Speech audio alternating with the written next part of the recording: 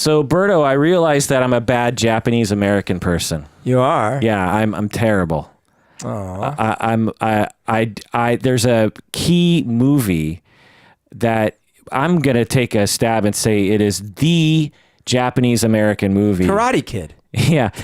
And I've never even heard of it until a patron Cora, actually informed me about it. And then I watched it and I said to him, and as I was watching, I was like, how have I never seen or even heard of this movie?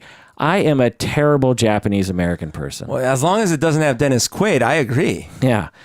So this is an email from patron Cora, but first let's introduce the podcast. This is the podcast called Psychology in Seattle, and I am your host, Dr. Kirk J. Honda. I am a professor at Antioch University, and I'm also a marriage and family therapist. My name is Humberto Castañeda, and I am a licensed receptionist. Patron Cora writes, I, like Kirk, am half Japanese, and I am very interested in Japanese culture. I heard you guys talking about the movie Snow Falling on Cedars, and Kirk mentioned that there weren't many movies that dealt with the subject of Japanese internment camps during World War II. One of my favorite movies is Come See the Paradise, because it was about a Japanese family in California who ended up in one of the camps. So that's the end of her email here. So yeah, that's what I want to talk about today. The movie called... wait, what was it called? Come See the Paradise. Come See the Paradise. Yeah. It's based... I really like that movie. Oh, you've seen it? Oh, yeah. I mean, you know, I haven't seen all of it. I've seen it maybe... A trailer? No, I've watched as long as I had today after I found out that we were going to talk about it. So, yeah. So just a bit about the movie. It's directed by Alan Parker. Do you know this director? I don't know. No, He directed Bugsy Malone in 1976. You've probably never seen this movie. As Scott Baio and Jodie Foster as children. What? And I saw this movie in 1976 on Christmas Eve. With my family, every Christmas Eve, we would always go see a movie that night. It was a tradition. It still is. To this day, we still try to see a movie. Well, on the 24th? The 24th, yeah. Weird. And back in the day, there would only be maybe one theater that was even open on Christmas Eve night. Now they're open all day on Christmas even. Right. So it's much better pickings now. But as a kid, we would always have to pick a movie that kids could see, obviously. And one of the big movies in 1976 was Bugsy Malone. It's basically The Godfather, but instead of shooting bullets, they shoot this like goopy white stuff that doesn't actually kill anyone, but it's sort of like, I don't know, you have to watch it. It's weird. It's very strange. It's all these children dressed up like adults. So there's no adults in this world. It's all children. And they're basically Godfather in the 20s, 30s kind of time. Anyway. I was wondering why, because you said, you know, it had to be a movie that kids could see. Yeah. And then you're saying you saw a gangster movie. Yeah. And so Alan Parker directed Come See the Paradise. He also directed Fame in 1980. Really? I liked Fame. I want to live forever. I want to learn how to fly high. Irene Cara sang that. He also directed Pink Floyd The Wall. No way. That's crazy. How did I not know that? He directed Angel Heart. Do you remember that movie? I've seen it. That movie, but in the late 80s, it has Robert De Niro in it. It's like dark. Angel Heart? Yeah, Angel Heart. I haven't seen it. It is, isn't it Robert De Niro? Anyway, in the late 80s, it was one of the first movies that was kind of dark. And I mean, there's been dark movies over time, but it was a famous sort of underground movie that when I saw it at the time, I felt very adult watching it, if that makes any sense. I'm not sure if I've seen it. The name sounds familiar. Because a year earlier, I was watching like Ghostbusters, and then I see Angel Heart, and I'm just like, what is Ghostbusters is dark. Yeah. Mississippi Burning, which I'm sure you've heard. I love that movie. Yeah. Then he directed Come See the Paradise, 1990. The Commitments, he directed. I never watched The Commitments. What? I know. But I have great news for you. Guess what movie I finally watched? Wait, we've talked about this. Which one? Sicario. Oh, did you like it? Oh my God, I loved it. Nice. Really great. Well, now you have to watch The Commitments. I mean, really, you should have watched The Commitments before Sicario, although I'm glad you saw Sicario. But The Commitments is about a band that gets together. I know. And you and I, and the guy from Once is the bassist in the band that gets together. What? Yeah. The guy, the actor in Once? Yeah. What's his name? Glenn. Skarsgård? No. Wait. What year was The Commitments? 91. So he was acting all the way back then? Yeah. Well, he was very young and very thin. Yeah. And he has Holy crap. long curly red hair. But anyway, it's a great movie. I mean, I don't know how it holds up, but when I saw it in 91, it was just mind blowing to me. Oh, yeah. I'll watch it for sure. It's just at the time I was in high school watching Jean-Claude Van Damme and Steven Seagal movies. Yeah. The Road to Willville, 94, and I like that. Evita in 96, among many other movies. Okay, the movie Come See the Paradise stars Tamlyn Tomita, one of the most famous Japanese-American actresses of all time. Do you know what else she was in? I know the name, but I wouldn't know. She was in Karate Kid 2. Is she the mom? No, she was the love interest. The love interest? Okay. For Ralph Macchio. So she's younger. Yeah, okay. she was younger. She's then. probably our age. Yeah. Okay. And by the way, Karate Kid 2 also stars Yuji Okamoto from Kona Kitchen. Yes. Is he in Paradise? No. Okay. But we played there at Kona. Yeah. So the bad guy in Karate Kid 2 he lives in Seattle and he has a restaurant near. Sweetest guy ever. Yeah, sweetest guy ever. And we've actually played there a couple times. Yeah. Or I've played there. Anyway, they have karaoke. Yeah, well, there's karaoke and then they actually have live music. Oh, you actually played there? You and I sang performed the entire Rubber Soul album there. Yeah, I forgot about that. I wish we had a recording of that because That's a good point. We rehearsed the shit out of that. Yeah. And then we just performed once and we never did it again. That's true. There's something wrong with that. But anyway, I'll never forget Yuji. He gave me a moose. We were drinking, singing karaoke, and I was hungry, and the restaurant was closed, and I was bummed out. He's like, "Oh, I'm sorry, the kitchen's closed." I was like, "Oh." And then like 10 minutes later, he comes out from the back and he gives me a Spam musubi. Oh my God, that's awesome. And I was looking, I was like, "How much?" He's like, "It's yours. It's fine." And I was just like, "What?" Anyway, So, by the way, I just, in preparation for this, I wanted to see her in Karate Kid 2, so I was watching some clips. And I have to tell you, this is super racist of me to say about my own father, but my dad and Mr. Miyagi are very similar. Oh, my dad's Japanese. My dad's Japanese, and I could see that. Although my dad isn't from Japan, so he doesn't have that. He doesn't, speak in. Is Mr. Miyagi Japanese? Yeah, he's. I mean, I know in the movie he's Okinawan, but it was the actor. No, Pat Morita. No, I don't think so. I mean, he spoke perfect English, so I'm assuming he was born in the States, but I don't know. But was he of Japanese descent? Yeah. Okay. Morita has a Japanese. Oh, yeah, I guess that makes sense. Okay. Let's see, Tamlyn Tomita. When you look at her filmography, she's been in at least one movie since she was a teenager every year until now. Oh, wow. But a lot of stuff that you've just never Was she in Joy Luck Club? Yes, exactly. Ah, that was I knew I had seen her. 93.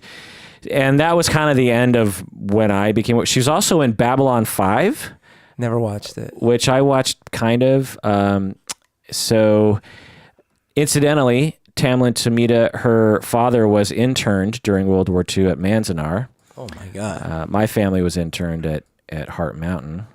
And she was also queen of Nisei Week pageant in Los Angeles in 84. In which my cousin in Los Angeles, I think, was also queen in the 90s. So I have that connection to her. Okay, Dennis Quaid, just running down all the movies he's been in. And he's been in, I don't know, 50 to 60 different movies over Enemy Mine. 79, he was in Breaking Away. In 81, he was in Caveman with Ringo Starr. 81, he was in Stripes as an extra. Oh. In 83, Jaws 3D. This is back when 3D. So if you hate 3D now, think about how 3D was in 1983. It was terrible. Sure. Me and my friends in middle school, I remember it was one of the first kind of outings that I was able to go on with my friends, or one of the first times my friends went on an outing without any supervision. So we all just got dropped off in Overlake. And there was a cinema there that isn't there anymore. And by like the IHOP, do you know, or the... In Overlake? Yeah. Yeah, I know where that is. Okay. There was it's where I saw Empire Strikes Back, incidentally. There was a cinema? By the way, for those of you who wanted a pure talk about Japanese-American internment, I'm sorry to tell you, this is a typical episode. We're having fun. Meander. Yeah. But anyway, I remember, like, I must have been 12 years old, and I just thought it was so cool that me and like 6 other girls and boys were in Bellevue just kind of wandering around it before and after the movie. But the movie was just utter shit.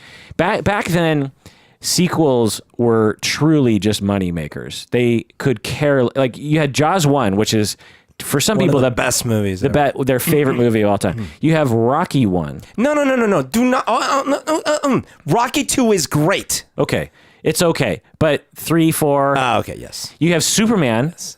Great movie. Superman 2 is good. Superman 2 is okay, but 3, 4, and 5. So okay, but can we agree that the second ones of some of those, like Godfather 1 and 2, pretty good. But 3 isn't that bad. People hate it, but I mean, in comparison, it's not as good. But I'm trying to help your point here. yeah. But anyway, my point is that in the 80s, people talk about how sequels aren't as good, and I'm here to tell you that the sequels of today are a billion times better than the sequels of yesteryear. Because no, you're right. What it was is it was usually you would have a hit, because we're sort of naming big movies. Yeah. But if you don't name the big movies, what it is, you would have a hit, and then they would do all these little B versions of that first hit with sometimes new actors, right? And they would just slap a 2 on there, right? I mean, the contrast between Jaws 1 and Jaws 3D, it's just like, it's just ridiculous. And sometimes they would have the same actor, because the actor, anyway, same year as Jaws 3D, he was in The Right Stuff, which is an amazing movie. He was in Dreamscape. Have you seen this movie, Dreamscape? I don't know. This is one of my favorite movies as a kid. So there's these people who, I can't remember why or how, but they know how to go into other people's dreams, but they have to be near them. And so these like federal agents go into this other guy's mind, and they do, I can't remember what they do. And is he one of the federal agents, or is he one of the... Yeah, I think he's one of the good guys. Oh, okay. But this was one of my favorite movies as a kid. Oh, I want to see that. Dreamscape, yeah. The Big Easy, which was a real popular movie. Inner Space. Do you remember Inner Space? Oh, yeah. When they get shrunk and go into the body. Yeah, that's great. Great Balls of Fire, where he plays Jerry Lee Lewis. I love that movie. Come See the Paradise. Postcards from the Edge, written by Carrie Fisher. I never saw that one. Wyatt Earp. He plays Doc Holliday. Dragonheart. Did you ever see Dragonheart? With the Sean Connery voice? No. Maybe. Was that where it's a big dragon? Yeah, big dragon. Yeah. Yeah. I didn't like that. Yeah. 98, Parent Trap, Any Given Sunday, Frequency, Traffic. Oh gosh, I'm a cop. I'm a firefighter, not a cop. Traffic, Far From Heaven. Julia. No, what's her name? The redhead. She's in a bunch of things. Oh, anyway. Hey, wait, is Far From Heaven the one where he dies and then he has to go back to amend some things, or is that the one? All I remember is Far From Heaven is one of those like artsy movies that I liked, if that makes any sense. The Alamo, he plays Sam Houston or Houston. The Day After Tomorrow, G.I. Joe, The Rise of Cobra, the reboot of Footloose, which I didn't even know existed. Yep, I didn't see it. He plays the Reverend Sean Moore, and then most recently A Dog's Purpose, which of course got a lot of bad press. What about Enemy Mine? You didn't mention Enemy Mine. Oh, I don't know that movie. Yeah, I mean, I'm not mentioning the majority of the movies. That one was good, where he encounters this alien, and they're both marooned in a planet, but they've been fighting. Humans and these aliens have been fighting, so they're mortal enemies. Oh, I think I have seen that. Yeah. Is someone like dressed up as like a lizard face or something? Yeah. Yeah. And isn't it Lou Gossett Jr.? Yeah, I think you're right. And they become, yeah, of course, best buds. Yeah. So, guess how much this film was budgeted? Come See the Paradise. 90 what? 90. I think. 90. Oh, geez. 20 million. 20 million, close, 15 million. You're pretty good at this game. How much do you think it made in the box office? Ooh, 7 million. 1 million. Eek. Yeah. I mean, I think to me, so 15 million for a 1990 movie, that's a lot of money. That's a lot of money. And it shows because this movie, every shot I was like, my God, that's an expensive shot for 30, because it's a period piece where they can't use any practical sets. They have to create an entire world. Every single shot, the costumes, the cars, when they're in the internment camp, they have to create an internment camp. There's no standing internment. When you make a movie today, you can just walk into a restaurant or walk into a house. They had to create everything from the film, a working film projector from the 30s. CG. Yeah, and so it was. I just thought, like, man, how have I not even heard of it? Because I thought it was going to be low budget, blah blah blah. But in some ways, I think this is probably the most highest budget for a Japanese American movie. Right. And I hadn't even heard of it. Like what? Like I never heard of it. I'm a terrible Japanese American. But anyway, it only made $1 million. 15 million they spent on it, which is a big surprise. I guess it's because they had these two stars in it and this wonderful director. But what they didn't realize is white Americans don't give a shit about Japanese Americans and how they went to camp. Yeah, I think most of them don't even realize. Yeah, but they don't care anyway, or they don't care enough to go to a movie, particularly in 1990. Was that taught in schools back then? I don't remember because I always knew my family went to the internment camp. I see. And so I don't remember. And I'm guessing that if it was talked about, it was pretty briefly, So the bit of the movie that I watched, you have these scenes, like you're saying, very elaborate scenes. I saw the part, they're at like an entertainment, like a club with this guy singing. And all these Japanese people, and they're all talking in full Japanese. Yeah. And I don't know if it was like it didn't have subtitles in the version I was watching, so I don't know if it never had subtitles or no, it did. It didn't always subtitle things. Okay, sometimes it wouldn't subtitle things. It's just like you get the picture. But so many Japanese actors and actresses. Yeah, and that was the thing. Like looking at the credits, these are legit Japanese Americans or Japanese people. Yeah. And yeah, totally interesting movie to me. I don't recommend it. I recommend it to watch it, but I don't imagine other people are going to like it. But if you're Japanese American, I'm guessing you'll really like this. This movie was like looking into my family history. My Japanese ancestors came over in around 1900. So so this movie takes place in the 30s and 40s. So by the 30s, a lot of those people who came around in 1900 had children and had children that were grown. So my grandfather, born in 1910, by the 30s, he was in his 20s. So that guy singing, for instance, in that scene could have been my dad. Wow. You know what I mean?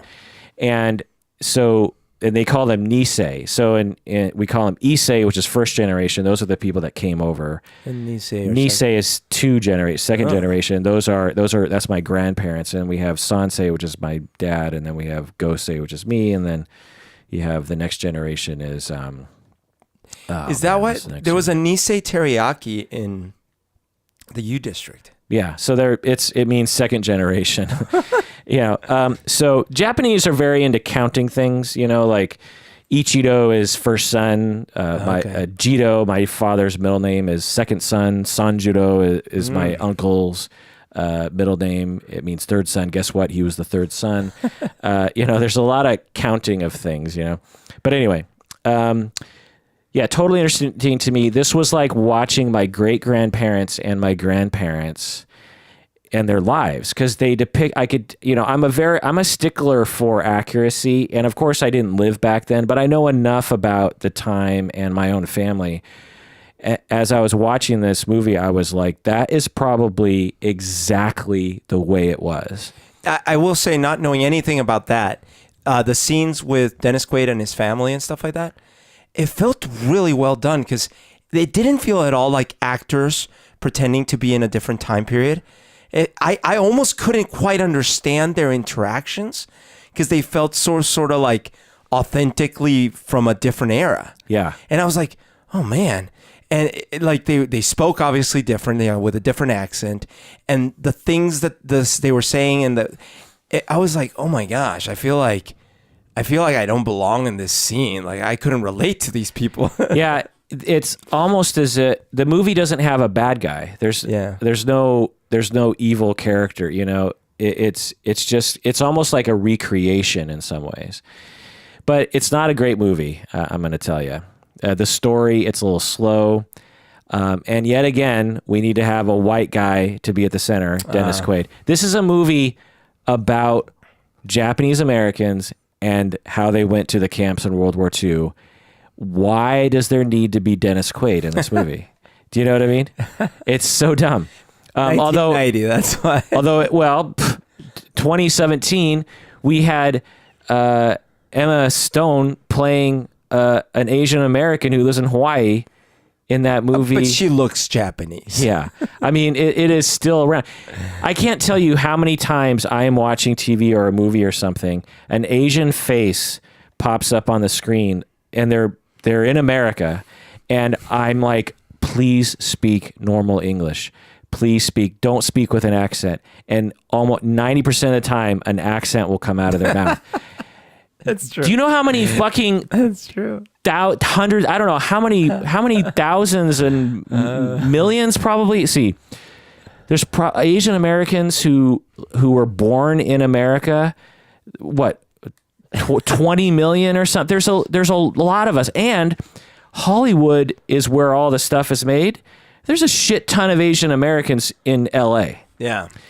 So why does there always have to be and here's the thing, the Asians who are often in these TV shows and movies who are speaking in broken English because they're playing a foreigner are often like fourth generation of America. So they're having to fake an accent. And I can tell they're faking an accent. I can tell, like in The Unbreakable Kimmy Schmidt, the guy who plays Dong. Oh yeah. I can tell he's faking a Korean accent, But it's just now again, fine. You want to have a foreigner, but if as an Asian American, I just have to tell you, it's old. Like it would be okay if that happened alongside just regular Asian characters playing regular Asian Americans without accents, which is happening a little bit more often, which I'm really enjoying. Like the guy on Community, what's that guy? He was from The Hangover. Really funny guy. God, what's his? He was a doctor actually before he became a comedian. But anyway, I mean, as a Hispanic person, is it the same for you? That's an interesting question, because I think what happens is that usually you have, mostly it's Mexicans. Yeah. And they speak English, and they speak English with what I would call a LA Mexican accent. Yeah. But it's not the broken English that you hear an Asian person speak. It's more like the, hey, essay, are we going to go down to the table? But it's still English. That's fully funny. Intelligible. It's just like regional American English, right? Yeah. But still, that would be annoying if you're Mexican American and you don't speak with that accent. I will say that, there's not that many Colombians. There's that one gal in Modern Family. Yeah. And she speaks but that's her real, I mean, she has a huge accent in real life. So yeah. So that's not fake. Yeah. Oh, by the way, I went to LA last week and I went to the Phil Dunphy household. Phil Dunphy? In I don't watch it, but so there's three main houses in Modern Family, and the main one we went to the house. Oh. Is it like an open set or something? Or? No, it's just a regular house. So they shoot the insides in a different location. I see. The outside is what. But the outside shots.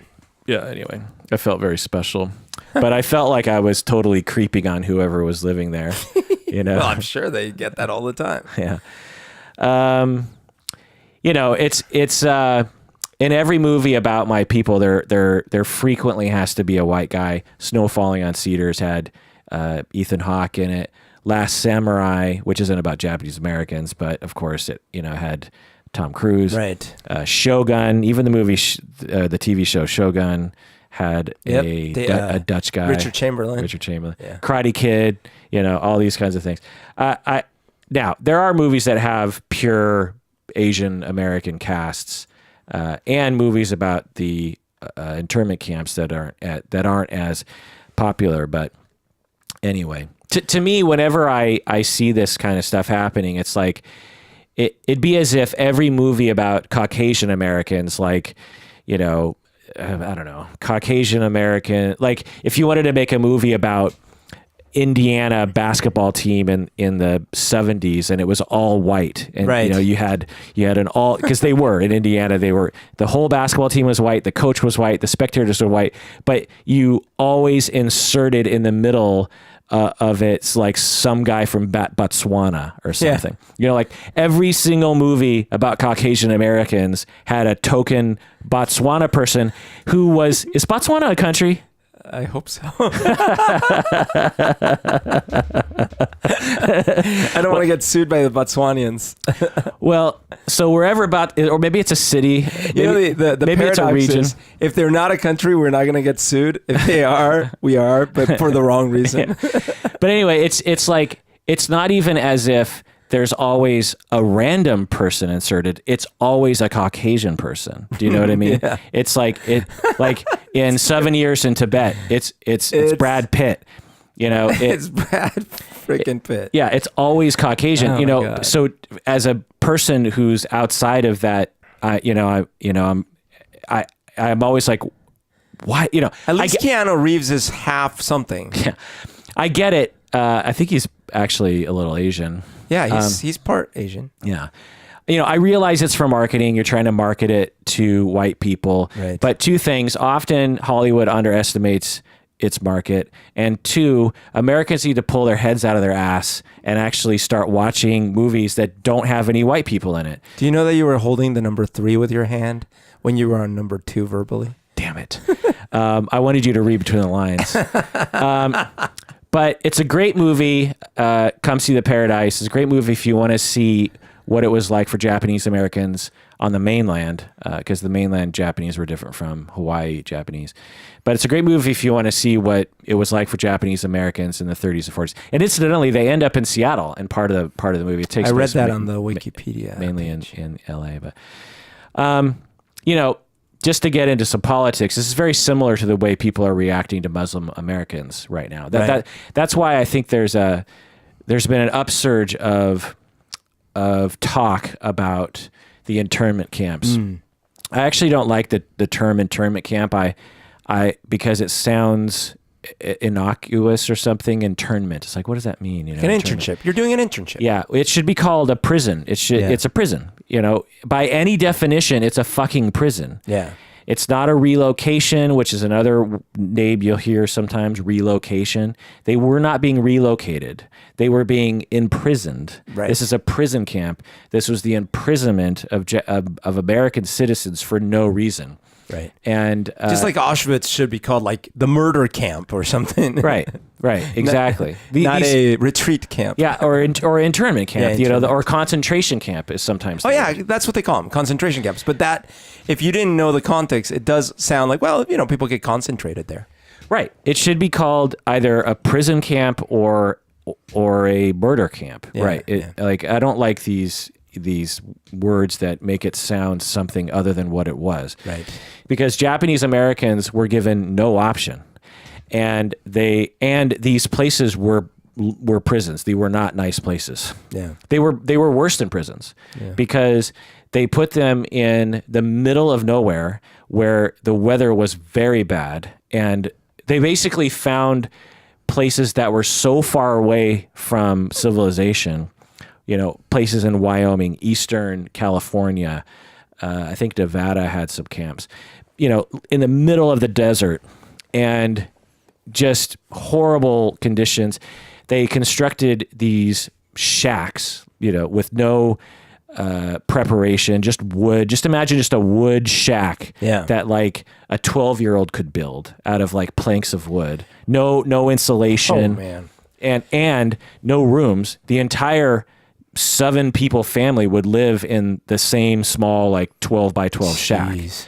And so And the bathrooms, no stalls. It was just, the latrine was just a huge, that was like what often the Japanese Americans will talk about. They'll be like, yeah, it was terrible, but the worst part was the bathrooms, because the latrine had 20 toilets in it, and the toilets are just out in the middle of the room. And this isn't like 10 generations ago.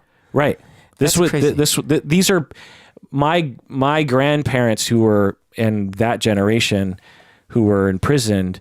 Like one of my relatives actually just passed away a couple years ago, and he was in the camps. But anyway, but imagine imagine your grandma or your mom having to go on a toilet in the middle of a room with like 50 people looking at you. That's crazy. The toilet wouldn't even have a wall on the back. It would just be in the middle of the room. Right. Showers, same. No privacy. It's not hard to put up a fucking curtain. It's not, and they depict this in the movie actually, where grandma is on the toilet and she would have the daughter standing around her with a sheet. Oh man. And so yeah. You gotta wonder too, if the war had started heading south, what would have happened to all those people? You know? Well, yeah. Or if Japanese people actually invaded. Like if Japan had started sort of gaining ground and started coming to the mainland and stuff, you got to wonder if we wasn't even here or anything, but if there would have been more viciousness towards. The other thing is, were they built right next to the German internment camps? Yeah, or the Italian internment camps. Yeah, or all the Russian internment camps during the Cold War. So this is very similar to the way currently we're reacting to Muslims. It's not the same because we're not actually rounding up. We rounded up every single Japanese American person, even those people who were born in the United States, were American citizens. That's crazy. We rounded all of them up and gave them 5 days to pack up their shit, and they could only take what they could carry. That is so unbelievable. It's almost like a mini genocide. Do you know what I mean? Yeah. Like you decimate. My relatives had hotels in Yakima, Washington. They had farms in Wapato. Did they lose that stuff? Of course they did. What? Because there was no government service to step up and keep track or to run your hotels for you. How long were they in these they were prisons? For depending on the situation, like 3 to 4 years. Yeah. Oh my God. See, this is I really don't even have a concept of how bad this was. Yeah. Like you're sitting here telling me this. I feel like it's the first time I've really heard the facts. Yeah, an entire community. Again, imagine every single person in your family, your little ones, old ones, everybody rounded up, and you can only bring what you can carry. Just imagine that. You, Humberto, tomorrow have to be on a train. You can only bring what you can carry. On the train. Yeah, on the train. Yeah. Like that is 0.1% of your stuff, you know? So anyway, but it's like Muslims, Americans right now. What did happen? Like, what happened to their houses? Did people take them over? What happened? There were various different, results. Some people just had to walk away, and like the bank would, take it back because they weren't making their payments, right? Or people would have to sell their house, and they had like 2 days to sell it, and there were people going around going like, I'll give you $10. Yeah, I'll give you $10, and they're like, well, it's better than nothing. Or people would vandalize their house, or occasionally there would be what we call hakujin, which are white people would help. They would either pay rent, or they would step in and actually save your stuff or hold on to your stuff while you were gone. But that was pretty rare. Anyway, it's unbelievable. Yeah. So right now we are so in that context at that time, 1942, Americans were terrified of Japanese people. It's hard to believe now because Japanese people are the most, when you think Japanese, you think Hello Kitty. Yeah. You think, weird videos on the internet, and sort of idolized by a portion of the US. Right. Like of the cultures that are idolized, Japan is one of them, and they're idolized for very silly things, cartoons and stuff. Well, some of it is good cultural things that they've done, meaning I think a lot of their movies, a lot of their manga and stuff like that has been art admired. But no one is afraid of Japan as a country. Right.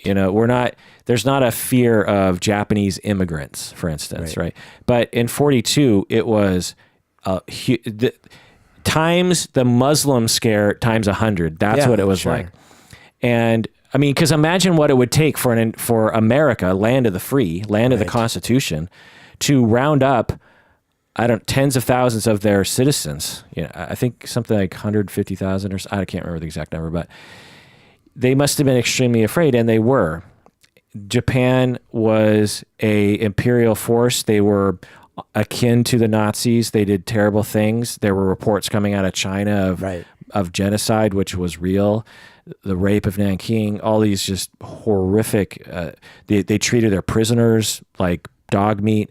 It was terrible. Yeah. And there was a legitimate fear. And Japan invaded or bombed Pearl Harbor and destroyed a bunch of our Navy. And it was very scary. They were a superior force in the Pacific. And then we have this huge West Coast. And our military at the time wasn't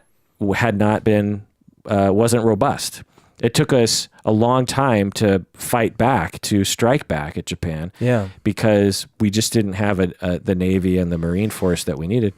Does that sort of show a very large schism between the army of Japan and the people? Because these weren't families that had been here for hundreds of years.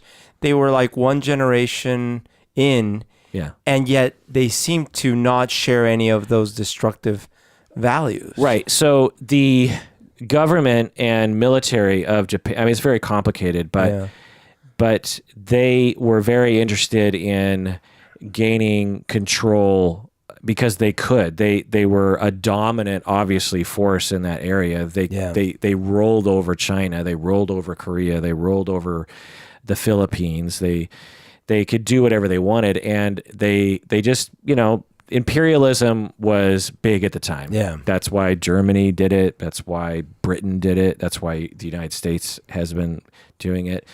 It has its benefits. You get control of a country that has a lot of oil. Well, guess what? You now get cheap oil for your military and all that kind of stuff. And so, so the people weren't like super belligerent, but they're super loyal to their government as a thing and to their emperor. And so they, of course, political science people will be pulling their hair out as they listen to me talk, but this is how I understand it.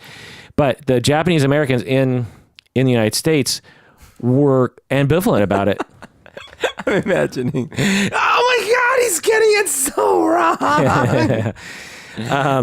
And so that's why they call them eggheads, because they listen to this podcast, and by the end of the episode, they don't have any hair. But they Japanese Americans, like for instance, my grandma, when I asked her about the bomb, the atomic bomb in Japan, I thought what she was going to say, because I've always seen my grandma as this American. She's pro-American. Right. She converted to Christian, or she was raised Christian. Actually, her father converted to Christianity. So she's always just seemed non-Japanese to me. Mm-hmm. There were Japanese art on the wall, but she was an American. So when I asked her about the atomic bomb, I thought she was going to be very American and very conservative, because she was also very conservative. She died last year. She was 101. And she said that she was on the fence. On one side, she was glad the war was over, but on the other side, she was extremely upset at the United States for killing all those innocent people. So there were, it'd be akin to you and I move to Saudi Arabia, and then for whatever reason, and we have kids, you and me, we adopt kids. Yes. Are you proposing? How many? Yeah. And then our kids are, say, 20 years old, and they've probably grown up with some American loyalty, right? Yeah, totally. But so they're not 100% Saudi Arabian, loyal. Yeah. So there was that, but at the same time, the Japanese Americans who lived in the United States were not so loyal that they wanted to sabotage the United States. Yeah, right. There were the reports say that there were no accounts of actual espionage or harm done by Japanese Americans during World War II. Now, some would say, well, it's because you imprisoned all of them, and some were actually literally in prison. For instance, not the camp prison, but actual jail prison, federal prison, on suspicion of espionage when all they were doing. So there was a period of time when Japan was at war and the United States was not. So Japan had started their war in the 30s. So you have a situation where Japan is in a state of war where there's rations on aluminum and tin and rubber and food and all this kind of stuff. And so you would have relatives in Japan who were suffering because of wartime rationing. And so you would send, since America is not at war and you don't have rations and you're making money, you would send stuff to your relatives in Japan. Well, that was labeled as like helping the Japanese war effort, and therefore they could be imprisoned in federal prison. And so a lot of men got imprisoned because there were records of them actually sending goods to their relatives in Japan while they were at war, but they weren't sending them goods on the notion of like, please invade the United States. You know what I mean? But just another little side note is my grandma's brother was getting married, and they got married in Spokane, Washington, and they went to the reception, and then when they got to on the way to the reception, they look over. And this is back in the 30s when they would hold up, or early 40s, they'd hold up newspapers, and there'd be, read all about it. Get your news here. The Spokane Chronicle, and it said Japs bombed Pearl Harbor, Japs bombed Hawaii or something. Wow. And they're like, huh, that's interesting. I wonder what that means. Because to them, they don't know they're just as in the dark. It's not like there's internet. Right. They're like, huh, the Japanese bombed Hawaii? Where's Hawaii? Where's Pearl Harbor? Why would they do that? What's going on? Well, they go to the reception and they're trying to have a good time. And then the feds show up and surround the reception and shut it down and start arresting people.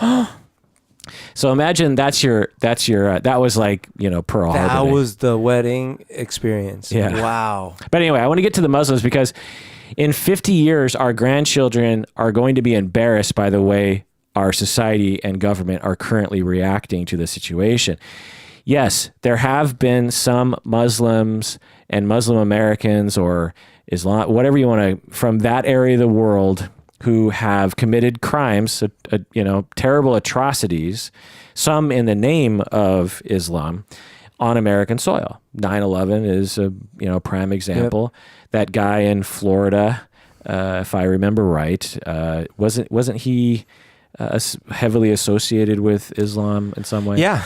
Well, I mean, heavily. I mean, he professed association and blah, blah. There's no question there's been huge losses due to that type of extremist, and even,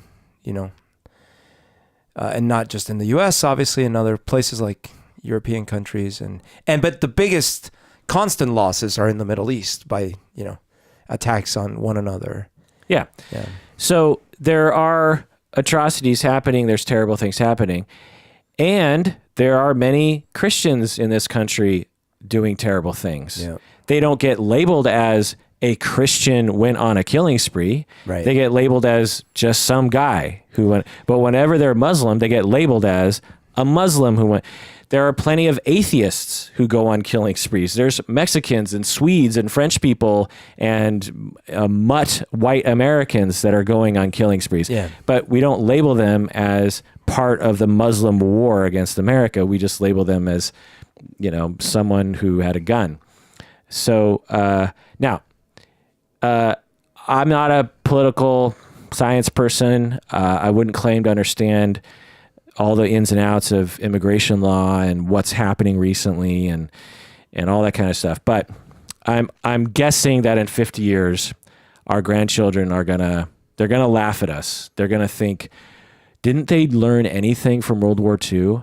That when you are worried about being harmed by a group of people outside of the United States, did we not learn anything from World War II that we should not generalize that worry to every single person that has that label? Yeah. A small percentage of the Muslim Americans have committed these crimes. I mean, like 0.001% or something. We're talking like this small percentage. By the same measure, everyone should be cut out of the country. You know, Yeah. I mean, it's much less than that, right? Because it's 1 billion Muslims. But I'm saying like in the United States. Oh, sure. Yeah. But yeah, if you really just take into account everyone in the world, yeah, it's just like extremely rare. It happens. Now, the other thing I'll say is, I'm not saying we should just like fling open the doors to our borders and just say like anyone can come. We should probably vet people. We should probably look into some people's backgrounds. But if we don't see anything, then they should be given the same opportunity that anyone else gets. Why do you think they should use animal doctors for these people? Well, you know, they're animals, immigrants. No, Jesus, just joking. So yeah, the bottom line is, obviously, when we get scared, we violate our own Constitution and our own Bill of Rights and our own American way. Yeah. And that's just terrible. Any thoughts on that, bro? Yeah, I mean, I cannot directly relate because although I have certainly experienced and seen things that are horrible in my country, as I've spoken about on the podcast, the idea of being rounded up, or those that I know and love being rounded up, that I have luckily not experienced directly. But I can only imagine, and it sounds terrible. It sounds just life-destroying. Yeah. So I regret. And the thing that the American government benefited from is there's this thing in Japanese culture, particularly back then. I can't remember the Japanese word for it, but basically it means there's a number of philosophies that really helped. One was just like endure. I can't remember. There's this ideal of just enduring suffering. You endure it. And so you just look at each other and you say that Japanese word, and you just sort of know like, we endure. Another one is to follow orders. You don't question the way that Imperial Japan blindly followed the emperor and did whatever the emperor wanted. I mean, it was akin to a good analogy to today's world is North Korea. Yeah. Actually, you know how when the people are just like crying when, you know, blah, blah, blah. That's the way Japan was back then. Now, again, more political science people are pulling their hair out. Historians are pulling their hair out. But it's hard to imagine a society for us Americans and us Westerners to imagine a society where the emperor is like everything to you. You know, the emperor is... Where even if he betrays campaign promises, you still will go to bat for him or her. So let's pick someone for swag among the patrons. All right. And I'm going to start scrolling among all of them. Okay, let me know when you're starting. I'm scrolling. You're scrolling? Stop. Okay. Joe from Kansas. I land on J again. Wow, weird. Joe, yeah. Well, actually, they're not in alphabetical order. Okay. Well, that explains. All right. Well, that does it for that episode of Psychology in Seattle, in which we super meanderingly talked about the movie Come See the Paradise. Thank you, patron Cora, for learning me about this. And everyone, please take care of yourself, including patron Joe and patron Cora, because you deserve it, don't you? I think it's your inalienable right.